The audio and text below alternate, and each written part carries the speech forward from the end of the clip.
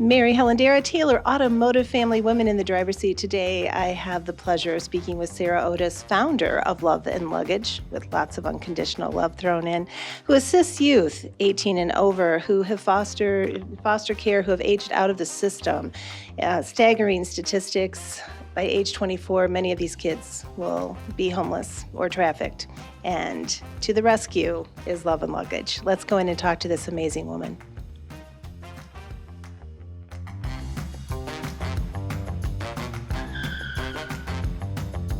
Sarah, thank you so much for being on the show today. We truly appreciate you being here.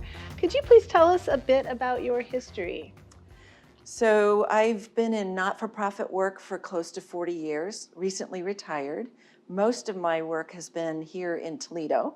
So I did work with 3 major not-for-profits and learned extensively about the not-for-profit world while I was obviously employed with that. Wonderful. And what inspired you to found Love Luggage with lots of unconditional love? Well, it came about when we adopted our youngest daughter, Amanda, from Lucas County Children's Services in 1999. And she arrived with 2 black garbage bags full of her belongings. She had been in foster care about 4 years. She was 10. And the joke is that we really didn't know how to parent. We had a birth child, and we thought, let's adopt a child to expand our family. We felt like there was room. So when she came, she had these 2 garbage bags full of belongings. And at that moment, my husband and I looked at each other and said, there's got to be a better way. And so 20 years later, in 2021, we launched Love Luggage, which is unconditional love and durable luggage for youth aging out of the foster care system. And so that was the anaptis. We waited 20 years. We spoke diligently with great partners, and that's what we've done.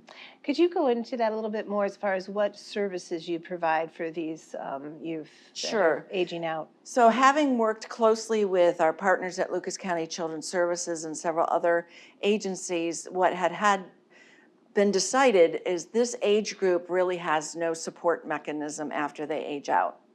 So a recommendation was community building. So we do community building dinners, all hosted by organizations, businesses, service organizations. So we do that every 6 to 8 weeks. We bring them together and we applaud them. We give them strength for the community. The other thing that we operate is an independent living pantry. So those are things that they cannot get on SNAP benefits. So I would suspect things like cleaning solution, hygiene products, those sort of things that are not available or not allowed on their SNAP benefits. So they're allowed access to that 24/7.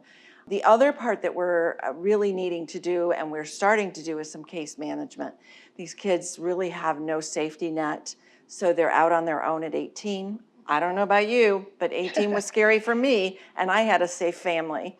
So we're starting to provide some case management through our partner with Adopt America Network, helping them put linkages together so that it's safe, so they're not trafficked, so they're not homeless. Oh, that's amazing. And what can we as a community do to support this incredibly impactful work? Well, I often say if everybody adopted a child, I wouldn't need to exist. So think about adoption. I mean, it's just critical, right? These kids need forever homes, and you can't substitute family through services. I'm sorry, you just can't. But organizations can help by doing a crowdsourcing with our pantry.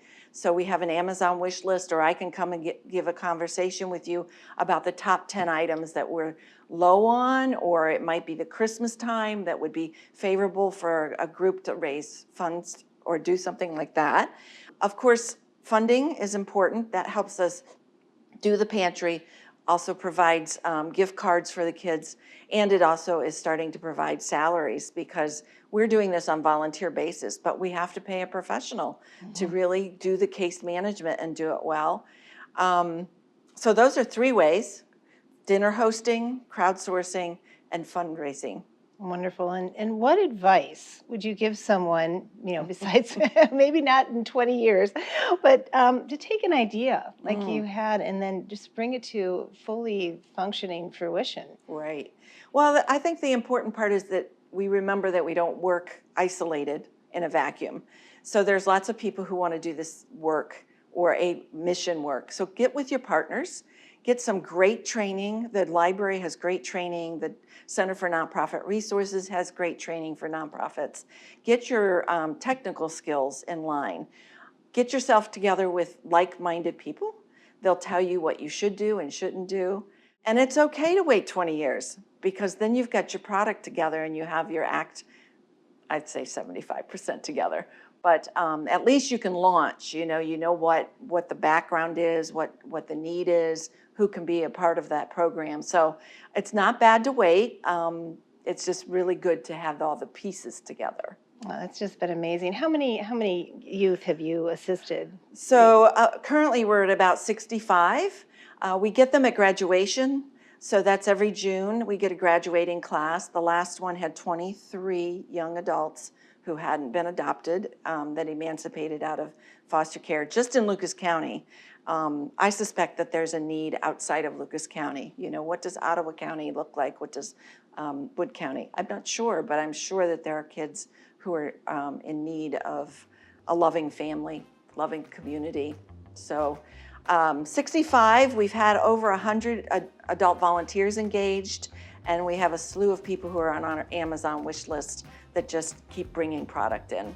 So our pantry is always full. Oh, absolutely phenomenal. Well, thank you so much, Sarah, Well, for all the it's a work that privilege. you and Love and Luggage and all that unconditional love that you provide. It's truly been a pleasure. Thank you for having me. Thank you, Sarah, for all that you do through Love and Luggage for our youth in this community. Let's hit the road and see who's next in the driver's seat.